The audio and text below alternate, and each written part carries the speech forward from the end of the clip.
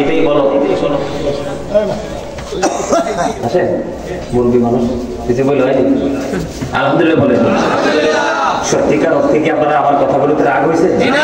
আমি আসলে ঘরে বাইরে মাহফিলে যেখানে যাই যদি দেখি কেউ একটু অন্যমনস্কতাকে এইভাবে শাসন করি, কারণ যার ভালোবাসার অধিকার আছে তার শাসন করার অধিকারও আছে। ভালোবাসার পাশাপাশি যখন শাসন থাকে তখনই কিন্তু একটা মানুষ পরিপূর্ণ মানুষ হয়ে গড়ে ওঠে।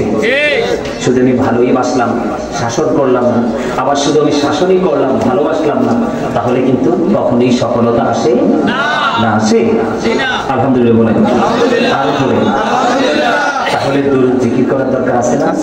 আর জোরে দুরূদ তো আল্লাহ নিজেই পড়ে, ইন্নাল্লাহা ওয়া মালাইকাতাহু ইউসাল্লুনা আলা ইয়া আইয়ুহাল্লাযীনা আমানু সাল্লু আলাইহি ওয়া সাল্লিমু জোরে জোরে আল্লাহু আকবার। এই কমিটির লোক কই? তোমরা যে আমার ভাইরা দাঁড়ায় আছে ওদেরকে চেয়ারের ব্যবস্থা করে দাও না। তোমরা এদিকে চলে আসো, পিছন থেকে এদিকে চলে আসো, সামনে এই যে এদিকে জায়গা আছে এদিকে চলে আসো, অথবা এদিকে চলে আসো, আসো